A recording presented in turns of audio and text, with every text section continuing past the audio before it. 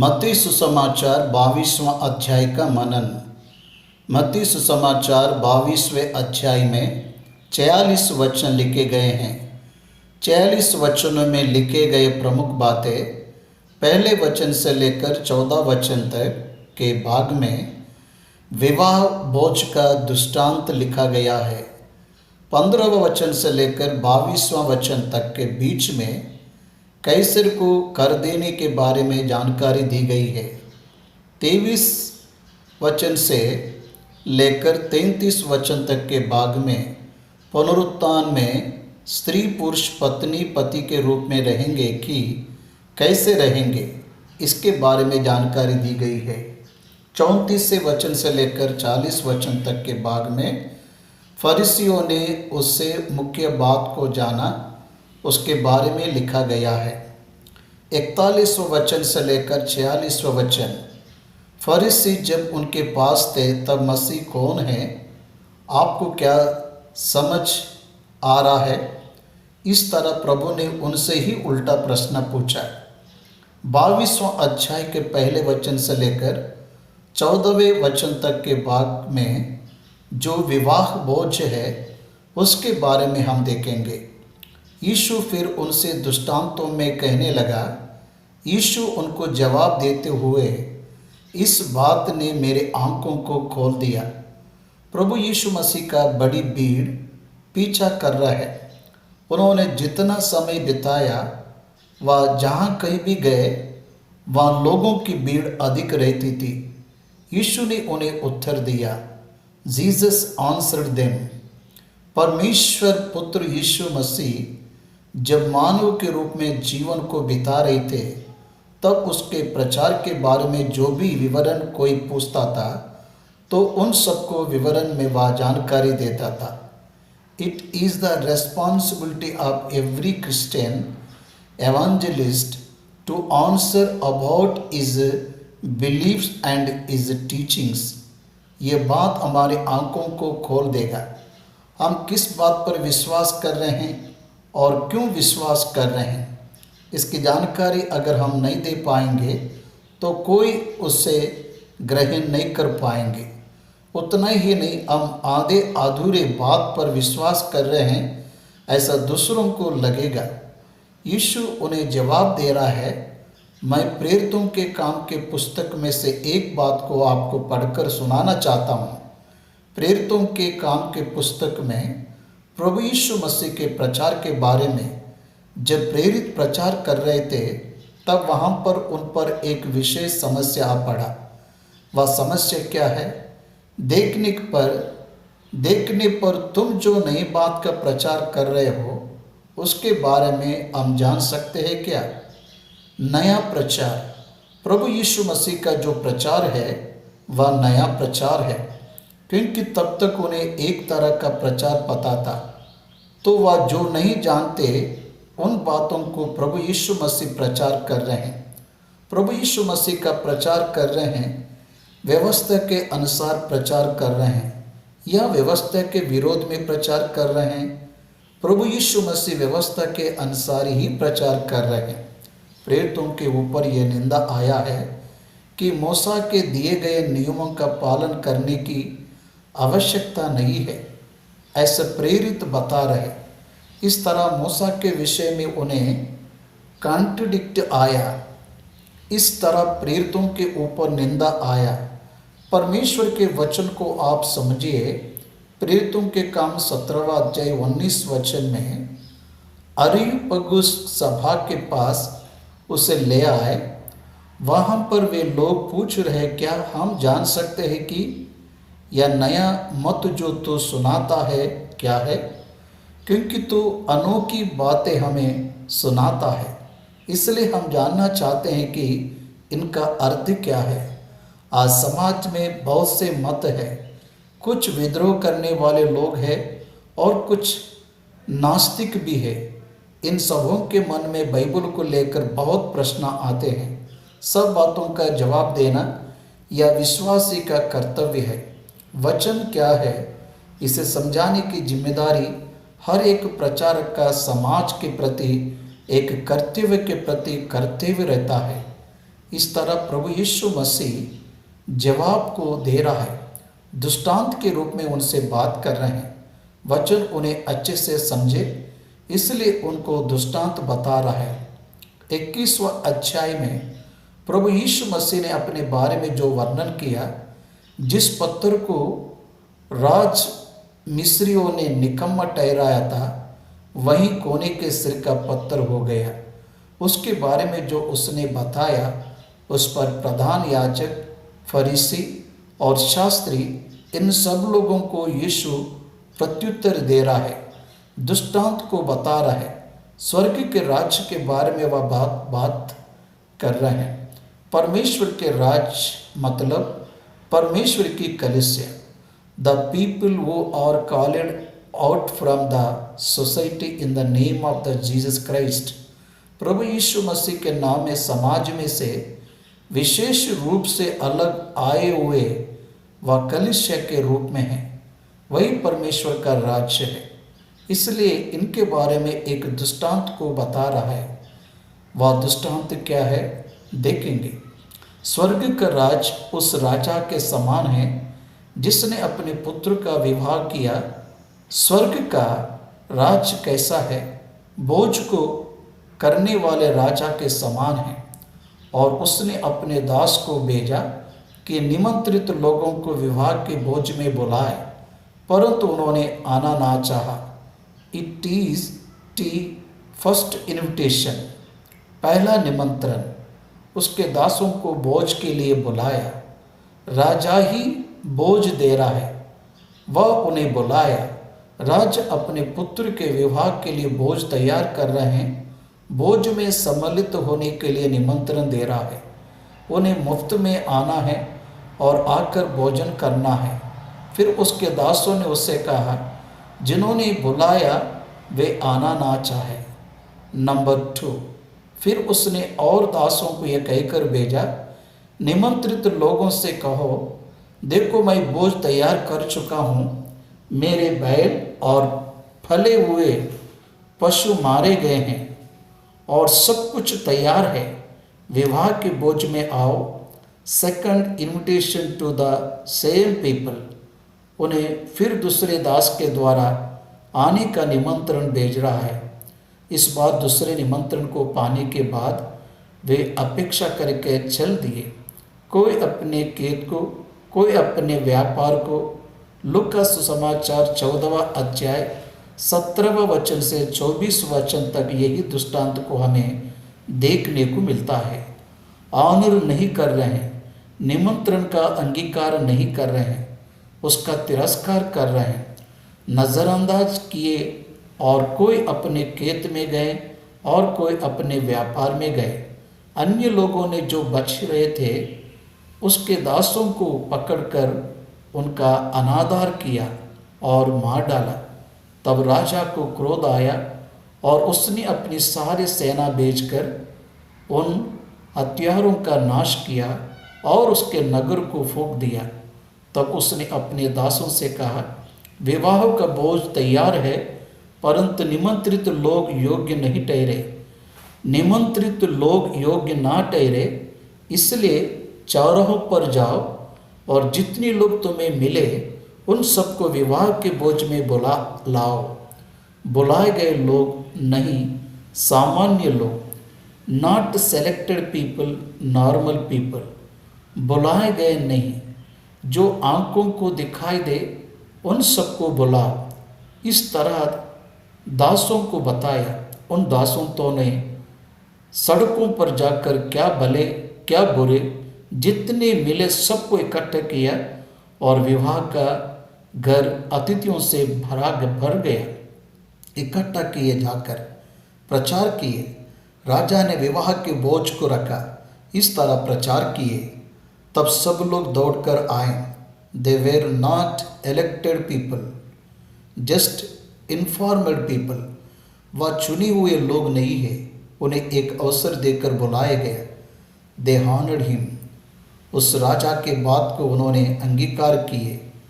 भले लोग और बुरे लोग भी उनमें हैं, मतलब इनमें कोई भी विशेष सेलेक्टेड नहीं है। विशेष और निपुण लोग भी नहीं है। They may be wrong people, bad people, but they were invited, they honoured the word of king and come of the marriage. वे लोग उस निमंत्रण का आदर किए। विवाह का घर अतिथियों से भर गया। वास्तव में यीशु के दिनों में वह प्रथा नहीं है, लेकिन इसमें एक्ट में बताया गया है। विवाह में जो आए उन सबको वस्त्र देकर उन्हें अंदर लिया गया। उसे देखकर ही अंदर बुलाया गया। परंतु जब राजा अतिथियों को देखने अंदर आया तो उसने वहाँ एक मनुष्य को देखा जो विवाह का वस्त्र नहीं पहने था। विवाह का वस्त्र नहीं पहने थे। उस मनुष्य को राजा पहले से ही जानता था, इसलिए मित्र कहकर पुकार रहा। उसने उससे पूछा, हे मित्र, तू विवाह का वस्त्र पहने बिना यहाँ क्यों आ गया? उसका मुंह बंद हो गया। मतलब दिए गए वस्त्रों को, कॉमन वस्त्र को पहनना पसंद नहीं किया। पीपल के साथ आइडेंटिफाई होना उसे पसंद नहीं आया। इसलिए विवाह का वस्त्र ना पहने हुए मुझे राजा पता है या कहते हुए अंदर आ गया। इस तरह the dignity of T wedding, उस विवाह के गौरव को बचाने के लिए दिए गए वस्त्रों का उसने तिरस्कार किया और वह सोचा कि उसकी पुरानी मित्रता है, लेकिन यह राजा को मंजूर नहीं था। तब राजा ने सेवकों से कहा, इसके हाथ पांव बांधकर उसे बाहर अंधेरे में डाल दो, वहाँ रोना और दांत पीसना होगा। तब सेवक आकर उसे ले गए, क्योंकि बुलाए गए तो बहुत है, परंतु चुने हुए थोड़े हैं। यह दृष्टांत क्या है? इसमें आपको क्या समझ में आ रहा है? मैं बताऊंगा। सुनिए। अपने पुत्र का विवाह कर बोझ को देने वाला राजा स्वर्गीय पिता है। वह राजा का पुत्र प्रभु यीशु मसीह है। प्रभु यीशु जी का विवाह बोझ उद्धार का बोझ है। बोझ को तैयार करने वाला परमेश्वर ही है। स्वर्ग में रहने वाला परमेश्वर मनुष्यों को उद्धार देने की इच्छा से और उद्धार के बोझ को उसने दिया। इस तरह प्रभु यीशु मसीह के क्रूस पर विश्वास रखने के द्वारा अनंत काल का जीवन पाकर परमेश्वर के साथ आनंद और मेल मिलाप करने के अवसर परमेश्वर ने हर एक व्यक्ति को दिया। इस तरह उसने पहले किसको बुलाया? उसने सेलेक्टेड पीपल को बुलाया, चूजन पीपल। इस्राएल और यहूदियों के लिए भविष्यद्वक्ता के द्वारा बुलावा भेजा, लेकिन उन्होंने उस पर लक्ष्य नहीं दिया। सुसमाचार का बुलाहट सबसे पहले कहाँ गया? मत्ती सुसमाचार 6वें अध्याय में, तुम नाश होने वाले इस्राएल के पास जाओ। ऐसी प्रभु की कही हुई बात को हम स्मरण करेंगे। इस तरह कहाँ जाना है? सबसे पहले प्रेरितों को प्रभु ने जाने के लिए कहा, तुम नाश होने वाले इस्राएल के पास ही जाओ। मत्ती सुसमाचार 10वां अध्याय 6वां वचन में लिखा गया, परंतु इस्राएल के घराने ही कि कोई हुई भेड़ों के पास जाना और चलते चलते ये प्रचार करो, स्वर्ग का राज्य निकट आ गया है। इसलिए प्रभु ने सबसे पहले बुलाहट उन्हें ही दिया। सुसमाचार के बुलाहट को उन्हें दिया। उन्होंने तिरस्कार किया। यहूदियों के लोगों को भविष्यद्वक्ता के द्वारा बुलाहट दिया गया, मन फिरने के लिए बुलाहट दिया गया, लेकिन उन्होंने तिरस्कार किया। उसके पुत्र को भेजा तो उसका संहार किए। यहूदियों ने प्रभु यीशु मसीह का संहार किए। इसलिए इस इतिहास को पढ़ने वाले हमें भी ये समझ में आता है कि स्वर्ग में परमेश्वर ने उसके पुत्र प्रभु यीशु मसीह के भोज में शामिल होने के लिए यहूदियों को समाचार देने पर यहूदियों के बीच में उसे भेजा, पर उन्होंने उसे पीटा और मार डाला। फिर उसके कारण उसके साथ क्या हुआ, उन्हें अयोग्य समझा गया, योग्य नहीं ठहरे। 8वां वचन में बुलाए गए योग्य नहीं है, लेकिन विवाह भोज तैयार है, उद्धार का भोज तैयार है। पिता ने बहुत से निवास को तैयार करके रखा है, लेकिन कोई व्यापार में है, कोई खेत में है और कोई विवाह हुआ इसे कहकर चले गए। तब प्रभु क्या कर रहा है, वह राजा क्या कर रहा है? क्या भले क्या बुरे सभी कॉमन पीपल को बुलाने के लिए कहा। प्रभु यीशु मसीह का सुसमाचार सामान्य लोगों के लिए है, अदर देन जुदा, जो यहूदी नहीं है उन सबको बुलाया। ऐसे ही मत्ती सुसमाचार के 28 के आखिरी वचन में जब हम देखेंगे तो सारे जगत में यह सुसमाचार सुनाओ, विश्वास करके बपतिस्मा लेने वाले उद्धार को पाएंगे। उनके शिष्यों को बताने के लिए कहा, उद्धार के वस्त्र से उनका श्रृंगार करो, इस विवाह भोज में आएंगे, ऐसे बताया। समझ में आ रहा है क्या? इस तरह राजा के निमंत्रण को दासों के द्वारा सामान्य लोगों को बताने पर उन्होंने विश्वास किया और वे लोग विवाह के वस्त्रों के द्वारा अलंकित हुए।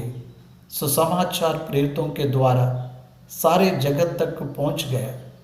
उस पर विश्वास रखने वाले आए। विवाह के वस्त्रों को पहनने वाले उद्धार के वस्त्रों को पहनकर प्रभु के साथ भोज में शामिल होने के लिए जा रहे हैं, लेकिन वह शुरू होने से पहले भोज में एक व्यक्ति आया। राजा विवाह के वस्त्रों को देकर विवाह के भोज में बुलाया था। मित्र कहने के द्वारा समझ आता है कि वह पहले से ही उसे जानता था, लेकिन वह इतना एगोस्टिक था कि अन्य जाति के साथ सम्मिलित होना नहीं चाहता था। कंप्लीट रिलीजियस मैन, धार्मिक व्यक्ति, मन फेर कर आए हुए व्यक्ति के झुंड में वह नहीं है। धर्मी के व्यक्ति का इसमें प्रवेश नहीं है। व्यवस्था का पालन करने वाला व्यक्ति नए नियम में नहीं आने से विवाह भोज में प्रवेश नहीं कर पाएगा, ऐसा मीनिंग यहाँ आता है। इस तरह इस दृष्टांत को जब हम जानेंगे, इसलिए इस दृष्टांत को जब हम जानेंगे, इस दृष्टांत को जब उसने बताया, इसलिए इस बात को जब हम जानेंगे तो बुलाए गए तो बहुत है लेकिन चुने हुए कम हैं, ऐसा बताया। सारे जगत में सुसमाचार जा रहा है लेकिन चुने हुए कम हैं। सारे जगत में मसीह धर्मी के ऊपर या मसीह लोगों के ऊपर जो विद्रोह होता है वह किसी भी धर्म के लोगों के ऊपर नहीं होता है, क्योंकि यह नया प्रचार है। इसका रीज़न नहीं रहता, सिर्फ फेथ ही रहता है।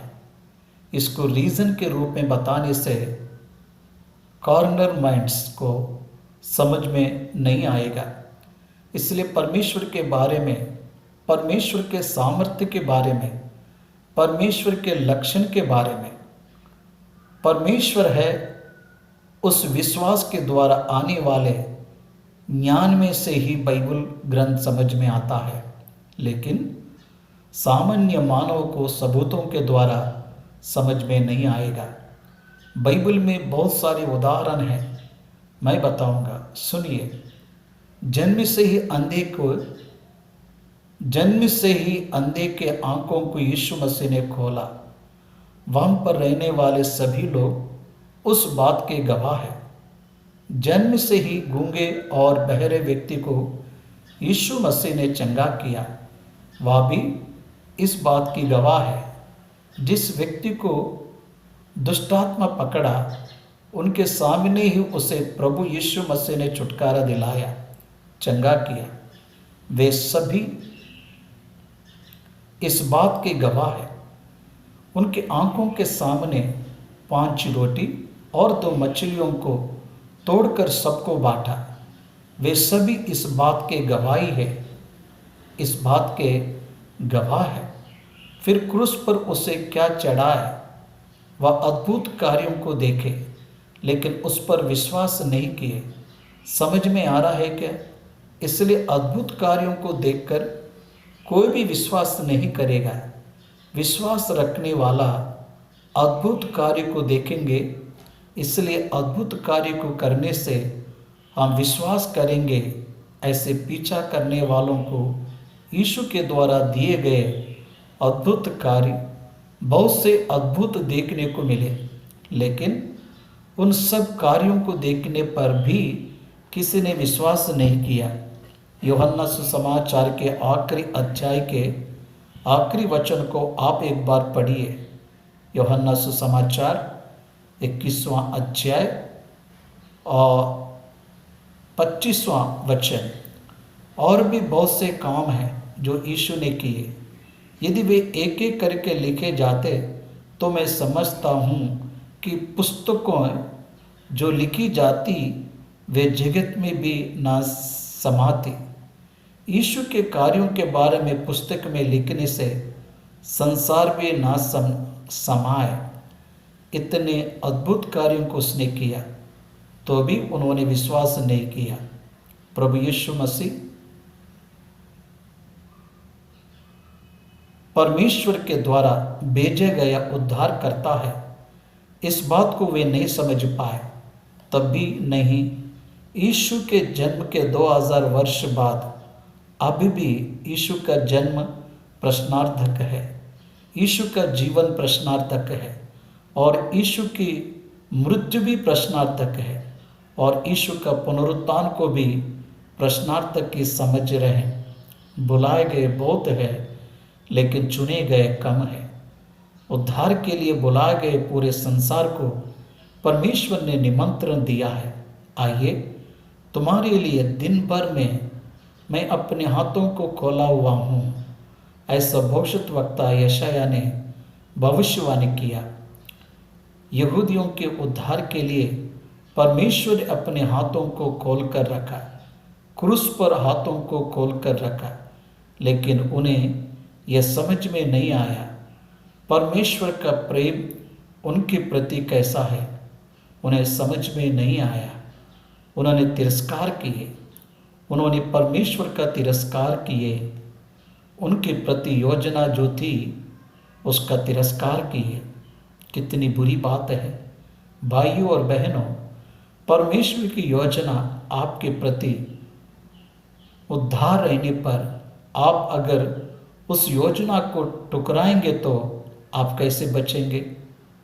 उस वक्त शास्त्री, फरीसी, यहूदी और सदूकी लोगों ने प्रभु यीशु मसीह का तिरस्कार किए। बुलाए गए तो बहुत है लेकिन चुने गए हुए कम हैं। परमेश्वर के द्वारा चुने गए लोग उद्धार को पाएंगे। उसके बाद प्रभु ने क्या कहा?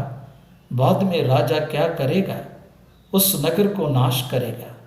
उसके सेना को भेजकर उस नगर को नाश किया। ईस्वी सन 70 में ऐसा ही हुआ। विश्व के मानचित्र में, मानव चरित्र में इस्राएलियों के लिए स्थान नहीं रहा। भूभाग तो है लेकिन उसमें इस्राएल नामक देश का आइडेंटिफिकेशन नहीं रहा। फिर से नई रीति से 1948 में वे फॉर्म हुआ, ऐसा हम देखते हैं। वह राज्य के रूप में स्थापित हुआ, ऐसे हम देखते हैं। एक समय में राज्य के समान था। ईस्वी सन 70 में फैल गया ईस्वी सन 1948 में फिर से उठकर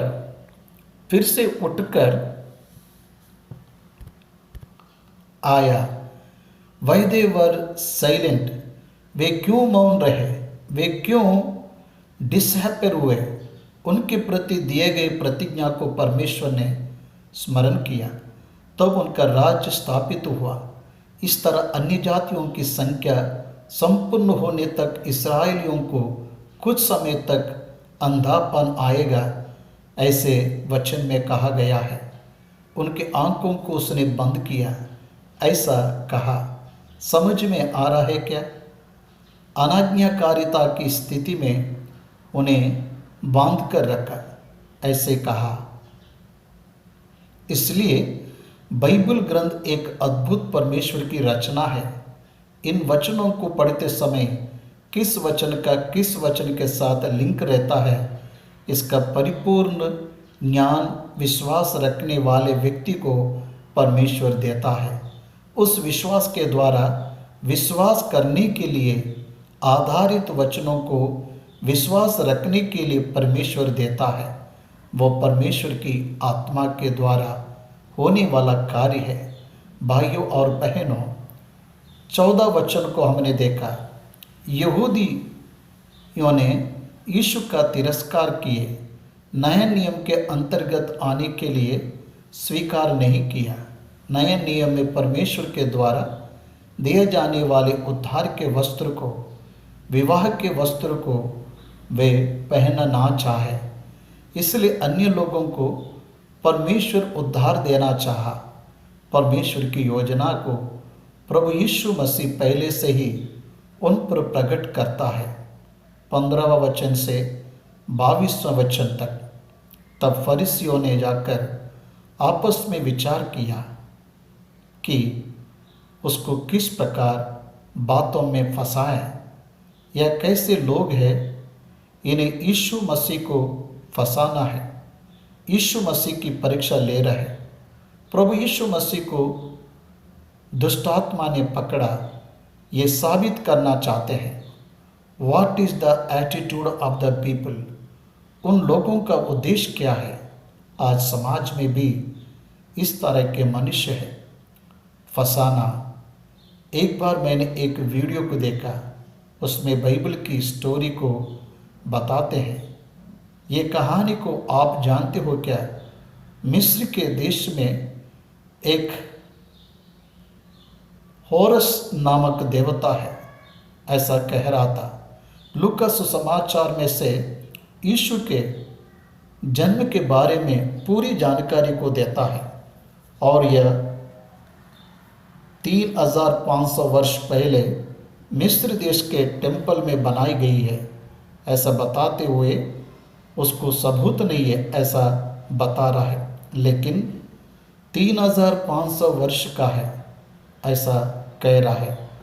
मसीह धर्म पर, मसीह के वचनों पर शैतान अपने हथियार से मनुष्य को उकसाकर बहुत से लोग नाश हो, इसके लिए उसके द्वारा किए जाने वाले यत्न आज समाज में हम देखते हैं। इसलिए it is the responsibility of every Christian to defend their faith. मैं विनती करता हूँ कि उनके विश्वास के बारे में जवाब देने की जिम्मेदारी हर एक विश्वासी को है। इस तरह की एटीट्यूड को रखने वाले हर व्यक्ति को, बाइबल पर विश्वास रखने वाले व्यक्ति को जवाब देना है। तब फरीसियों ने जाकर आपस में विचार किया कि उसको किस प्रकार बातों में फंसाएं। बातों में फंसाने का मतलब है ट्रिकेरी। बाइबल के फेथ को एक्सप्लेन करते समय ट्रिकेरी से उस पर अटैक करते हैं। मैंने जिस व्यक्ति के बारे में बताया हूँ उसमें ही नहीं, उस समय 2000 वर्ष पहले के फरीसियों में भी ऐसा स्वभाव था। उस समय उनका इस्तेमाल करने वाला, इस समय इनका इस्तेमाल करने वाला एक ही है। परमेश्वर का विरोधी शैतान है। युग युग में अलग अलग प्रकार के व्यक्तियों का इस्तेमाल करके वह मनुष्य को बहला रहा है। यह मनुष्य को धोखा देने के लिए किए जाने वाला यत्न है। सो उन्होंने अपने चेलों को हेरोदियों के साथ उसके पास यह कहने को भेजा कि हे गुरु, हम जानते हैं कि तू सच्चा है और परमेश्वर का मार्ग सच्चाई से सिखाता है और किसी की परवाह नहीं करता, क्योंकि तू मनुष्यों का मुंह देखकर बातें नहीं करता। 4 बातों को बताए। देखिए, ऊपर से 4 अच्छे बातों को उन्होंने बताया, लेकिन अंदर में फंसाने के मन को उन्होंने रखा। ऊपरी रूप से तो अच्छे से बात करते, लेकिन अंतरंग में कठिन स्वभाव के होते हैं। अंतरंग में ईर्ष्या के स्वभाव को रखकर है। हे गुरु कह रहा है, अच्छा है, अच्छा बोल रहे हैं, सच्चाई से सिखाता कह रहा है। हम जानते हैं कि परमेश्वर का मार्ग सच्चाई से सिखाता है, ऐसे उससे कह रहा है। फिर ऐसा है तो फंसाने की क्या आवश्यकता है? पीछा कर सकते थे ना। किसी की परवाह नहीं करता, इस तरह से तारीफ कर रहा है। इसलिए हमें बताता तू क्या समझता है, इसलिए हमें बता तू क्या समझता है। कैसर को कर देना उचित है कि नहीं? हेरोदियों को भी साथ में लाए। हेरोदियों का मतलब है उस समय में गवर्नमेंट में राजा हेरोदिस था, तो उस राजा के अनुसरण करने वालों के साथ उसके शिष्य को भी साथ ले जाकर इस प्रश्न को वे पूछ रहे। ये लोग इस तरह से पूछ रहे, तू बहुत महान है, ये समझकर पूछ रहे हैं। तुझे क्या लगता, बता, बोल रहे हैं। ये लोग यीशु को फंसाना चाहते हैं। कैसर को कर देना उचित है या नहीं? कैसर को कर देना उचित है या नहीं? प्रभु यीशु मसीह का प्रचार है, हम परमेश्वर की संतान हैं, हम परमेश्वर की संतान हैं, हम स्वतंत्र हैं। ऐसा उसके द्वारा किए जाने वाले प्रचार को वे समझ नहीं पाए। प्रभु यीशु मसीह के द्वारा बताए जाने वाली स्वतंत्रता आत्मा के विषय में स्वतंत्रता है, उसके बारे में बात करना बाजू में रख दिए और पूछ रहे कैसर का कर देना उचित है या नहीं। प्रभु यीशु मसीह ने उन्हें देखा और उनकी दुष्टता को जान लिया। हे कपटियों, तुम मुझे क्यों परखते हो? उनकी दुष्टता को परमेश्वर ने मन में ही परख लिया, मन में तुरंत परख लिया। वह दूसरों के मन को पढ़ने वाला परमेश्वर है, देखने वाला परमेश्वर है। इसलिए उन्हें कपटी कहकर ऊपर से अलग और अंदर से अलग रहते ऐसा कह रहा है। मुझे क्यों परख रहे हैं? कर का सिक्का मुझे दिखाओ। तब उसके पास 1 दीनार ले आए। उसने उनसे पूछा, ये मूर्ति और नाम किसका है? उन्होंने उससे कहा, कैसर का। तब उसने उनसे कहा, जो कैसर का है वह कैसर को, और जो परमेश्वर का है वह परमेश्वर को दो। यह सुनकर उन्होंने अचंभा किया और उसे छोड़कर चले गए। देखिए, यीशु ने क्या कहा, दीनार के ऊपर का छाप और नाम किसका है? इंडियन करेंसी में काइंस में अशोक चक्र और उसके साथ जितना रकम है उसकी संख्या रहता है। इसलिए ध्यान दीजिए, परमेश्वर के वचन में से ही प्रभु बता रहा है, उसे ही प्रभु यीशु मसीह प्रकट कर रहा है। कैसर का कैसर को दो और परमेश्वर का परमेश्वर को दो। परमेश्वर का क्या है? मनुष्य का स्वरूप और ऊपर का रूप किसका है? स्वरूप किसका है? परमेश्वर का है। परमेश्वर के स्वरूप और समानता में मनुष्य को बनाया गया है, इसलिए जो जिसका है उसको वो देना है। टैक्स पे करने के लिए कहा, परमेश्वर का देने के लिए कहा। उन्होंने नहीं सोचा कि यीशु कर देने के लिए कहेगा, उसे फंसाने की कोशिश करेंगे, ऐसा वे सोचे, लेकिन वे ही फंस गए। वे आश्चर्यचकित हो गए। उसके ज्ञान से आश्चर्यचकित होने वालों को उसका पीछा करना चाहिए, लेकिन उन्होंने पीछा नहीं किया। ये हमारी पकड़ में नहीं आ रहा है, या सोचकर वहाँ से चले गए। प्रभु यीशु मसीह के पास आकर वापस चले गए। यीशु को जानने के बाद भी पीछे हट गए। यीशु कौन है या जानने के बाद भी वापस चले गए। सत्य वही है, या जानने के बाद भी वापस चले गए। आजकल बाइबल ग्रंथ अच्छा है कहते हुए भी पीछे हट रहे। यीशु में पाप नहीं है ऐसा कहते हुए भी वापस जा रहा है। बाइबल ग्रंथ में श्रेष्ठ बातें हैं ऐसा कहते हुए भी पीछे हट रहा है, क्योंकि कपटी जीवन उन्हें पसंद है। यीशु पर विश्वास नहीं कर रहे हैं। यीशु पर विश्वास नहीं कर रहे हैं। यीशु के बातों को पहचानने का मन उनके पास नहीं है। तब भी वैसे ही था, अभी वैसे ही है। 23 वचन से लेकर 33 वचन तक के भाग में यहाँ पर भी फिर से उसके प्रचार से आश्चर्यचकित हुए ऐसा लिखा हुआ है। देखिए, यीशु मसीह के प्रचार के ऊपर युद्ध हो रहा है। प्रेतों के प्रचार के ऊपर युद्ध हुआ।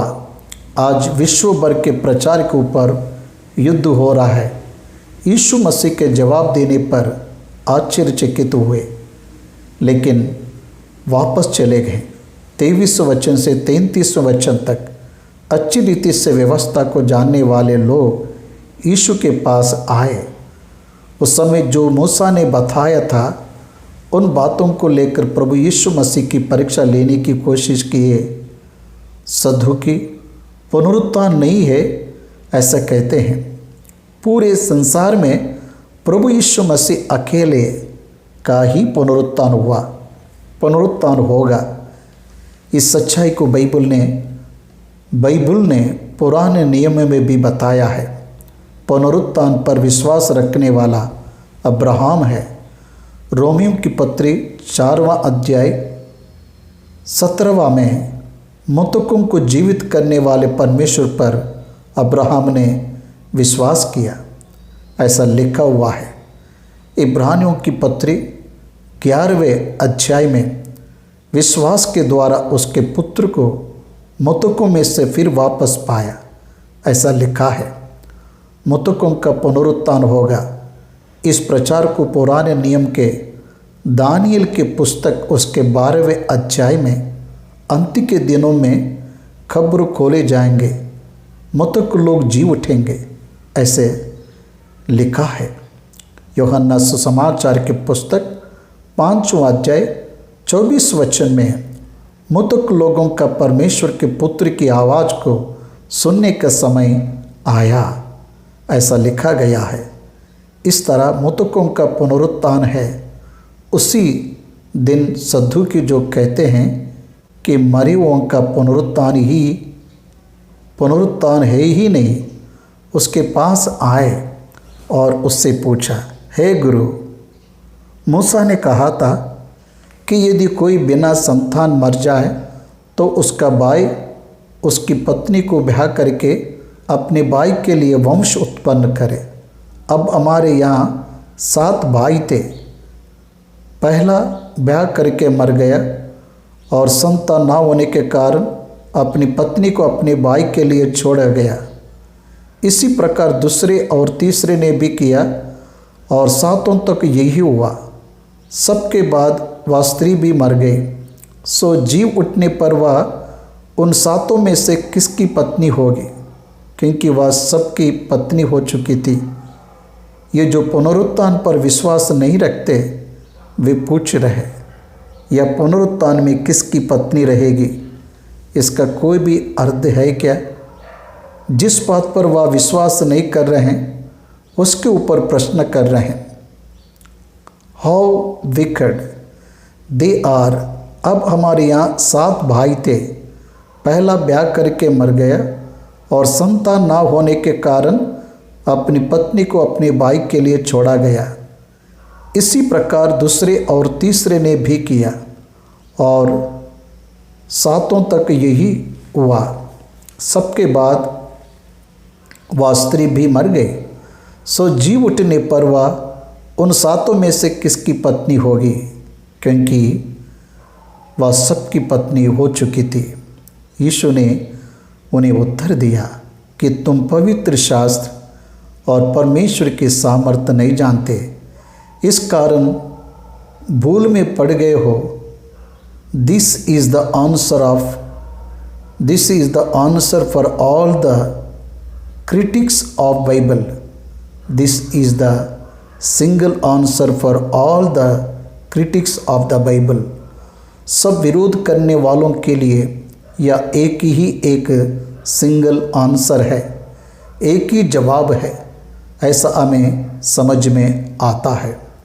यीशु ने उन्हें उत्तर दिया कि तुम पवित्र शास्त्र और परमेश्वर के सामर्थ्य नहीं जानते, इस कारण भूल में पड़ गए हो, क्योंकि जी उठने पर ब्याह शादी ना होगी, परंतु वे स्वर्ग में परमेश्वर के दूतों के नाई होंगे, दूत बनेंगे।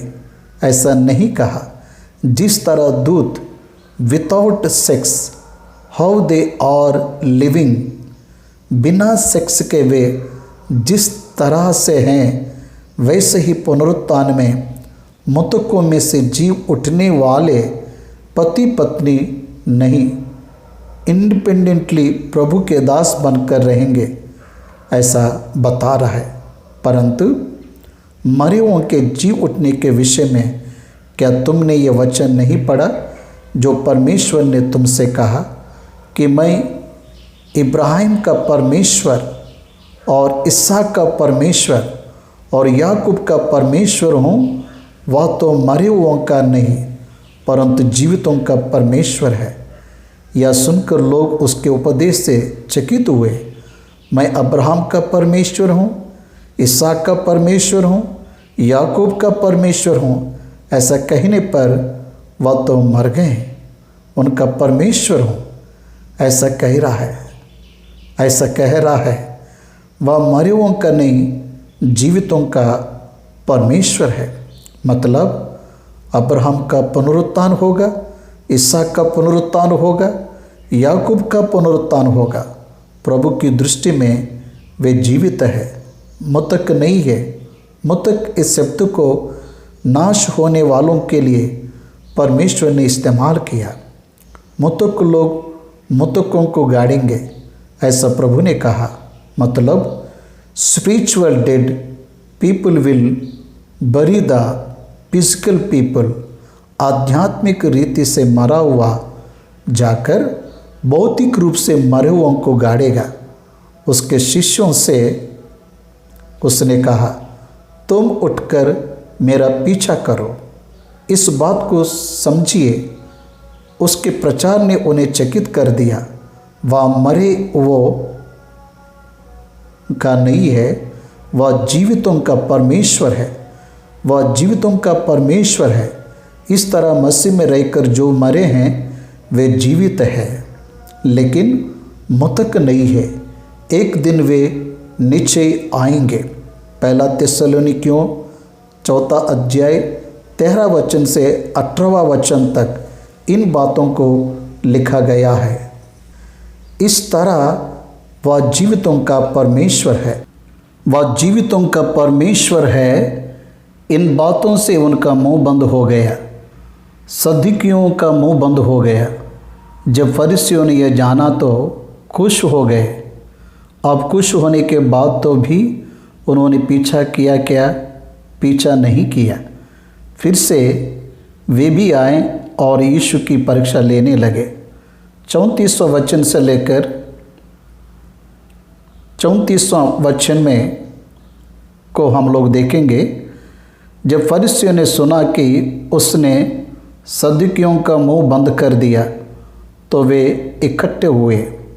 सदूकी का मुंह बंद किया, इस बात को जानकर बहुत आनंदित हुए और इकट्ठा हुए, फिर भी पीछा नहीं किए। वे भी व्यवस्था का प्रचार करते हैं।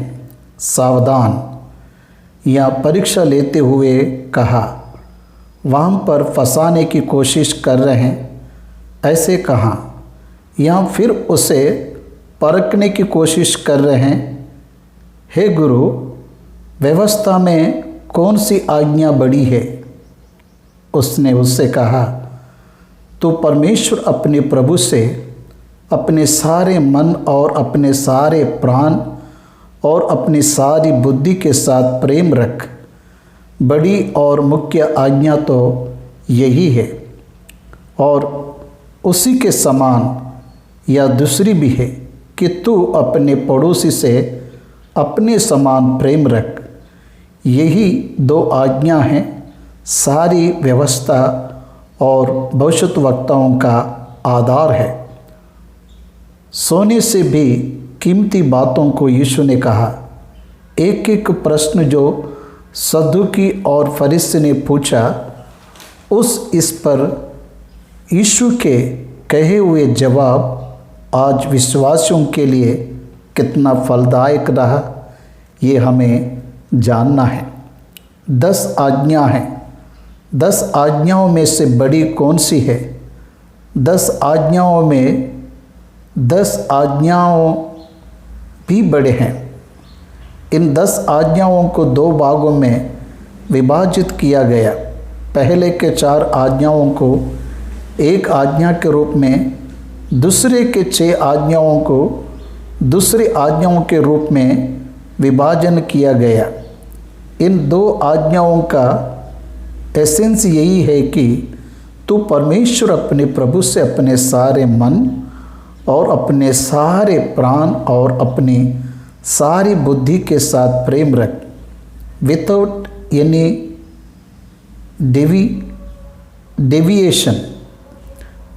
एनी डेविएशन, मार्ग से ना भटकते हुए परमेश्वर से प्रेम रखना है और परमेश्वर की सेवा करना है। दूसरा, अपने समान अपने पड़ोसी से प्रेम करना है, अपने माता पिता का आदर करना है, चोरी ना करना, हत्या ना करना, व्यभिचार ना करना, पड़ोसी के किसी भी वस्तु की आशा ना रखना। इन सारी आज्ञाओं को प्रभु ने यहाँ ले आया। अपने पड़ोसी से प्रेम करना। अगर तू अपने पड़ोसी से प्रेम करेगा तो तूने व्यवस्था को पूरा किया है। व्यवस्था का पूरा करना मतलब मनुष्य से प्रेम करना और परमेश्वर से प्रेम करना। यह 2 ही आज्ञा सारी व्यवस्था और भविष्यद्वक्ताओं के आधार है, ऐसे प्रभु बता रहा है। इस पर वे लोग चकित हो गए। सच है, मसीह का मतलब है परमेश्वर से प्रेम करना है और मनुष्य से प्रेम करना है। मसीह ही परमेश्वर से प्रेम करने वाला है और मनुष्य से प्रेम करने वाला है। सच, मसीह ही वो है जो अपने से ज़्यादा परमेश्वर से प्रेम करता है और अपने सामान और अपने समान पड़ोसी से प्रेम करता है। यही आज्ञाओं का सारांश है। मत्ती सुसमाचार 20वें अध्याय के 41 वचन से लेकर 46वें वचन तक के भाग में एक समय में जब फरीसी इकट्ठे हुए तो यीशु ने उनसे प्रश्न पूछा।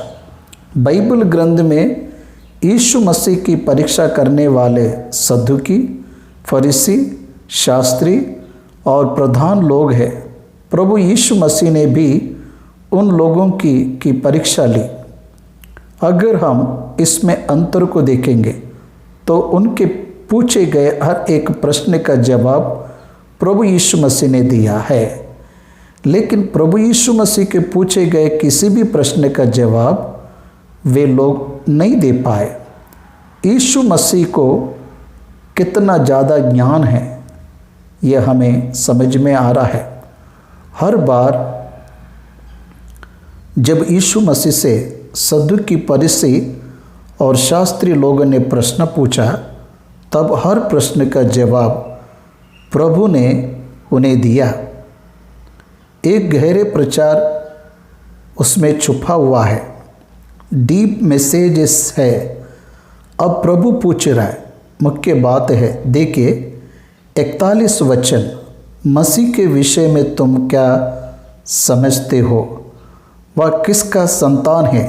देखिए 16वां वचन में जब उन्होंने पूछा कैसर को कर देना उचित है या नहीं, अब वह उनसे प्रश्न पूछ रहा है कि मसीह के विषय में तुम क्या समझते हो, वह किसी का संतान है। मसीह का मतलब है अनॉइंटेड वन, मतलब अभिषेक किया गया।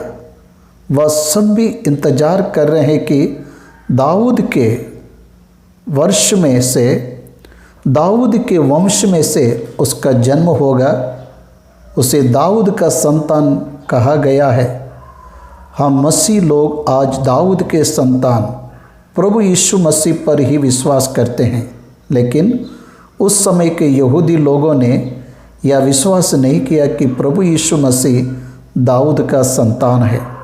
दाऊद का संतान मतलब वह यूसुफ के घर में जन्म लिया इसलिए है, ऐसा वे समझते हैं, ऐसा वे समझे हैं। लेकिन उन्होंने कभी यह नहीं सोचा कि वह जिस मैसाया की बाट जो रहे हैं वह यही है। लेकिन देखिए मसीह के विषय में तुम क्या समझते हो, वह किसका संतान है। उस पर उसने भजन संहिता 110:3 में लिखे वचन के अनुसार, मेरे प्रभु से यहोवा की वाणी यह है कि तू मेरे दाहिने हाथ बैठ, जब तक मैं तेरे शत्रुओं को तेरे चरणों की चौकी ना कर दूं। उसे प्रभु कहकर आत्मा में कैसा कह रहा है, that is the question. Daud उसका प्रभु कहकर प्रभु से कैसा कह रहा है।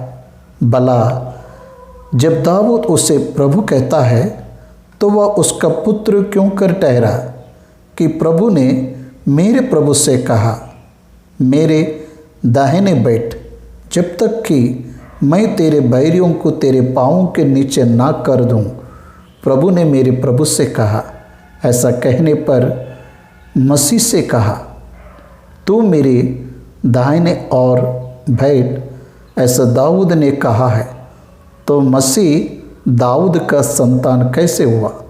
अब तुम बताओ, यीशु मसीह के बारे में दाऊद ने मेरा प्रभु कहा है, तो वो मनुष्य का पुत्र कैसे बना।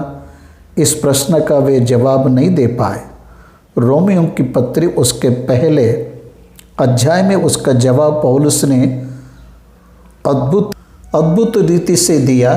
रोमियों की पत्री उसके पहले अध्याय में यीशु मसीह के बारे में 3 वचन में बताया, अपने पुत्र हमारे प्रभु यीशु मसीह के विषय में प्रतिज्ञा की थी, जो शरीर के भाव से तो दाऊद के वंश से उत्पन्न हुआ और पवित्र आत्मा के भाव से मरे हुओं में से जी उठने के कारण सामर्थ्य के साथ परमेश्वर का पुत्र ठहरा है। It is proven fact, Yusuf के कारण दाऊद का संतान कहलाया। इस तरह वे बता नहीं पाए, शास्त्री लोग इस बात को बता नहीं पाए क्योंकि उन्हें यूनियन के बारे में जानकारी नहीं है। हाइपोस्टेटिक यूनियन के बारे में जानते हो कि 100% मानव और 100% परमेश्वर, ये दोनों का सम्मेलन ही प्रभु यीशु मसीह है। कुलिस्सियों की पत्री उसके 2 वचन में 2 अध्याय में बताया गया, उस शरीर में परमेश्वर परिपूर्ण रूप से निवास किया। यीशु मसीह के शरीर में परमेश्वर परिपूर्ण रीति से हैं और यीशु मसीह परमेश्वर के रूप में हैं, ऐसा हमें दिखाई देता है। लेकिन हमें यह समझना है वह शारीरिक रीति से 100% ह्यूमन है और आत्मिक रीति से 100% डिवाइन है। दोनों का सम्मेलन ही प्रभु यीशु मसीह है। इसलिए ये बात समझ में आना चाहिए, यीशु को परमेश्वर और दोनों का सम्मेलन है, ऐसा हमें समझना है। बाइबल ग्रंथ में यीशु मसीह कौन है, इसकी जानकारी हमें पूर्ण रीति से मिलेगी। उसके उत्तर में कोई भी एक बात ना कह सका, परंतु उस दिन से किसी को फिर उससे कुछ पूछने का हियाव ना हुआ, क्योंकि अगर वो प्रश्न पूछेगा तो जवाब नहीं दे पाएंगे। कुछ दिनों के बाद वह मर जाएगा। यह होली वीक में घटी घटना है। इन दिनों में ऐसे प्रश्नों को उनके बीच में लाया। इसके बाद उन्होंने प्रभु यीशु मसीह को मारने के लिए तैयारियां शुरू की है। उसे मारने के लिए फरीसी, शास्त्री और सद्दुकी एक हो गए, उसके शत्रु एक हो गए। दिखाए कितनी अजीब बात है। पुनरुत्थान नहीं है कहने वाले सद्दुकी पुनरुत्थान है कहने वाले फरीसी यीशु मसीह को मारने के लिए एक हो गए। तब से लेकर अब तक बाइबल ग्रंथ में मसीह का इतिहास विरोधियों के द्वारा तरह तरह से तब के तब ही विरोध किया जा रहा है। लेकिन विश्वास करने वाले जब इन बातों का जवाब देंगे तब आगे के लोगों को मसीह के बारे में जानकारी दे पाएंगे।